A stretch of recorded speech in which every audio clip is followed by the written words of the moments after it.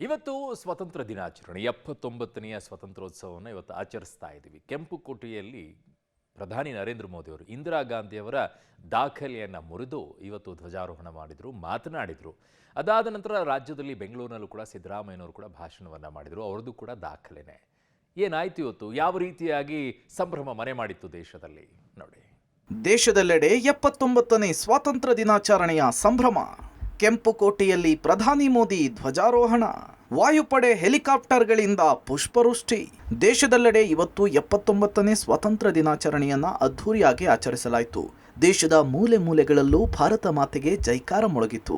ಶಾಲಾ ಕಾಲೇಜುಗಳಲ್ಲೂ ಸಂಭ್ರಮ ಮನೆ ಮಾಡಿತ್ತು. ದೊಡ್ಡ ದೊಡ್ಡ ಕಟ್ಟಡಗಳ ಮೇಲೆ ತ್ರಿವರ್ಣ ಧ್ವಜ ರಾರಾಜಿಸಿತ್ತು. ದೆಹಲಿಯ ಐತಿಹಾಸಿಕ ಕೆಂಪುಕೋಟೆಯಲ್ಲಿ 12ನೇ ಬಾರಿಗೆ ಪ್ರಧಾನಿ ನರೇಂದ್ರ ಮೋದಿ ಧ್ವಜಾರೋಹಣವನ್ನು ನೆರವೇರಿಸಿದರು. ಭಾರತೀಯ ವಾಯುಪಡೆಯ ಹೆಲಿಕಾಪ್ಟರ್ಗಳು ಕೆಂಪುಕೋಟೆಯ ಮೇಲೆ ಪುಷ್ಪವೃಷ್ಟಿಯನ್ನು ನಡೆಸಿದ್ವು.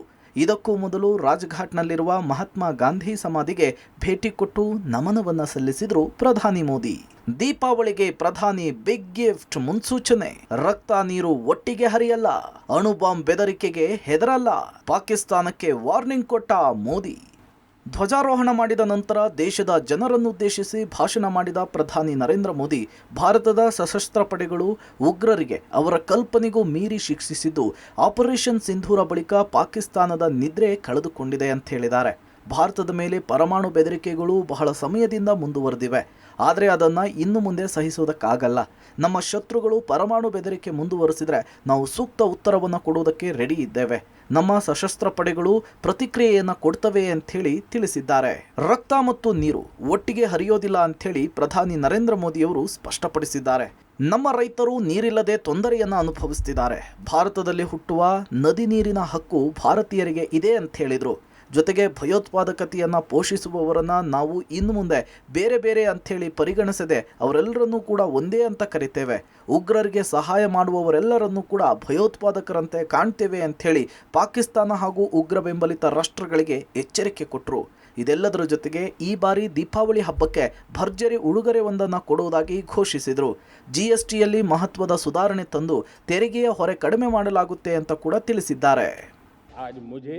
लाल किले की प्राचीर से ऑपरेशन सिंदूर के हमारे वीर जाबाज सैनिकों ने दुश्मनों को उनकी कल्पना से परे सजा दी है। और इस अपील को पहलगाम में सीमा पार से आतंकियों ने आकर के जिस प्रकार का कत्ले आम किया, धर्म पूछ पूछ करके लोगों को मारा गया, भारत ने तय कर लिया है खून और पानी एक साथ नहीं बहेंगे। सिंधु का समझौता इतना अन्यायपूर्ण है। भारत से निकलती नदियों का पानी दुश्मनों के खेत को सींच रहा है और मेरे देश के किसान, मेरे देश की धरती पानी के बिना प्यासी है। अब हिंदुस्तान के हक का जो पानी है उस पर अधिकार सिर्फ और सिर्फ हिंदुस्तान का है। ಬೆಂಗಳೂರಿನಲ್ಲೂ ಸ್ವತಂತ್ರೋತ್ಸವದ ಸಂಭ್ರಮ. ಮಾಣಿಕ್ ಷಾ ಗ್ರೌಂಡ್ನಲ್ಲಿ ಸಿಎಂ ಧ್ವಜಾರೋಹಣ. ರಸಗೊಬ್ಬರದ ಕೊರತೆ ಬಗ್ಗೆ ಭಾಷಣದಲ್ಲಿ ಪ್ರಸ್ತಾಪ. ಬೆಂಗಳೂರಿನಲ್ಲೂ 79ನೇ ಸ್ವಾತಂತ್ರ್ಯ ದಿನಾಚರಣೆಯ ಸಂಭ್ರಮ ಜೋರಾಗಿತ್ತು. ಬೆಂಗಳೂರಿನ ಮಾಣಿಕ್ ಷಾ ಪರೇಡ್ ಗ್ರೌಂಡ್ನಲ್ಲಿ ಸಿಎಂ ಸಿದ್ದರಾಮಯ್ಯ ಧ್ವಜಾರೋಹಣವನ್ನು ನೆರವೇರಿಸಿದರು. ತೆರೆದ ಜೀಪಿನಲ್ಲಿ ತೆರಳಿ ಸಿಎಂ ಸಿದ್ದರಾಮಯ್ಯ ಗೌರವ ವಂದನೆಯನ್ನು ಸ್ವೀಕರಿಸಿದರು. ಈ ವೇಳೆ ಮಾತನಾಡಿದ ಸಿಎಂ ಸಿದ್ದರಾಮಯ್ಯ ಗ್ಯಾರಂಟಿ ಯೋಜನೆಗಳನ್ನು ಕೊಂಡಾಡಿದರು.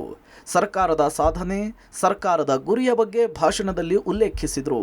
ಜೊತೆಗೆ ರಾಜ್ಯಕ್ಕೆ ತೆರಿಗೆಯ ಪಾಲು ಕೊಡದ ಕೇಂದ್ರದ ವಿರುದ್ಧ ಸಿಎಂ ಕಿಡಿಕಾರಿದರು.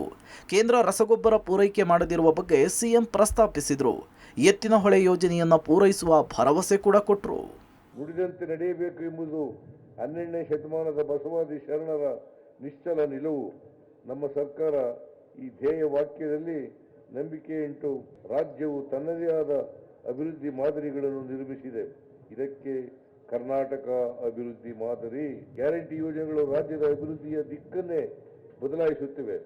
2023 ಮೇ ತಿಂಗಳಲ್ಲಿ ಅಧಿಕಾರಕ್ಕೆ ಬಂದ ಕೂಡಲೇ ನಾವು ಗ್ಯಾರಂಟಿ ಯೋಜನೆಗಳನ್ನು ಜಾರಿಗೆ ತರಲು ಆರಂಭಿಸಿದೆವು. 97% GST ಪಾವತಿಸುತ್ತಿದ್ದಾರೆ. ಇಂತಹ ಪರಿಸ್ಥಿತಿಯಲ್ಲಿ ಯಾವ ಆರ್ಥಿಕತೆ ಮುಂದುವರಿಯಲು ಸಾಧ್ಯ? ನಮಗೆ ಬೇಕಾಗಿರುವಷ್ಟು ಯೂರಿಯಾವನ್ನು ಒಕ್ಕೂಟ ಸರ್ಕಾರ ಪೂರೈಸುತ್ತಿಲ್ಲ. ಇದರಿಂದ ಸ್ವಲ್ಪ ಸಮಸ್ಯೆಗಳಾಗಿವೆ. ಈ ಸಮಸ್ಯೆಯನ್ನು ಕೂಡಲೇ ಪರಿಹರಿಸಬೇಕೆಂದು ಒಕ್ಕೂಟ ಸರ್ಕಾರವನ್ನು ಆಗ್ರಹಿಸುತ್ತೇನೆ. ಸಿಎಂ ಸಿದ್ದರಾಮಯ್ಯ ಭಾಷಣದ ಬಳಿಕ ಮಾಣಿಕ್ ಷಾ ಪರೇಡ್ ಮೈದಾನದಲ್ಲಿ ಸುಮಾರು 32 ವಿವಿಧ ತುಕಡಿಗಳಿಂದ ಪಥಸಂಚಲನ ನಡೆಯಿತು. ಶ್ವಾನದಳದ ಪಥಸಂಚಲನ ನೋಡುಗರ ಮನಸೆಳೆಯಿತು. ಇದಾದ ಬಳಿಕ ಸಾಂಸ್ಕೃತಿಕ ಕಾರ್ಯಕ್ರಮಗಳ ಕಲರವ ಜೋರಾಗಿತ್ತು. ರಾಜೇಶ್ ಮತ್ತು ತಂಡದಿಂದ ನಾಡಗೀತೆ ಹಾಗೂ ರೈತಗೀತೆಯ ಗಾಯನ ಆಯಿತು. ಇದಾದ ಬಳಿಕ ದೃಶ್ಯ ರೂಪಕ ನಡೆಯಿತು. ಹೇರೋಹಳ್ಳಿ ಬಿಬಿಎಂಪಿ ಪಿಯುಸಿಯ 694 ಮಕ್ಕಳಿಂದ ಸ್ವತಂತ್ರ ಸಂಗ್ರಾಮದ ವೀರ ಕನ್ನಡತಿಯರು ಮತ್ತು ಕರ್ನಾಟಕ ಸರ್ಕಾರದ 5 ಗ್ಯಾರಂಟಿ ಯೋಜನೆಗಳ ನೃತ್ಯ ರೂಪಕ ನೋಡುಗರ ಮನಸೆಳೆಯಿತು.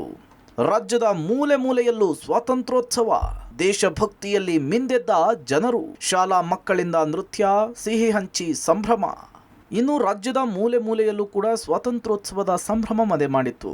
ಬೀದರ್, ಬಾಗಲಕೋಟೆ, ಶಿವಮೊಗ್ಗ, ತುಮಕೂರು, ದಾವಣಗೆರೆ, ಧಾರವಾಡ, ಉಡುಪಿ, ಮಂಗಳೂರು, ಹಾಸನ, ಹಾವೇರಿ ಸೇರಿದಂತೆ ರಾಜ್ಯದ ಎಲ್ಲ ಕಡೆಗಳಲ್ಲೂ ಕೂಡ ವಿವಿಧ ಗಣ್ಯರು, ರಾಜಕೀಯ ನಾಯಕರು ಧ್ವಜಾರೋಹಣವನ್ನು ನೆರವೇರಿಸಿದರು. ಶಾಲಾ ಕಾಲೇಜುಗಳಲ್ಲೂ ಕೂಡ ಸಂಭ್ರಮ ಜೋರಾಗಿತ್ತು. ಎನ್ಸಿಸಿ ವಿದ್ಯಾರ್ಥಿಗಳ ಮಾರ್ಚ್ ಫಾಸ್ಟ್, ದೇಶಭಕ್ತಿ ಗೀತೆಗಳಿಗೆ ಚಿಣ್ಣರ ನೃತ್ಯ ಗಮನ ಸೆಳೆಯಿತು. ಒಟ್ಟಾರೆ ದೇಶದಾದ್ಯಂತ 79ನೇ ಸ್ವಾತಂತ್ರ್ಯೋತ್ಸವವನ್ನು ವಿಜೃಂಭಣೆಯಿಂದ ಆಚರಿಸಲಾಯಿತು. ಮನೆ ಮನಗಳಲ್ಲಿ ರಾಷ್ಟ್ರಗೀತೆ ಮೊಳಗಿತ್ತು. News desk, public TV.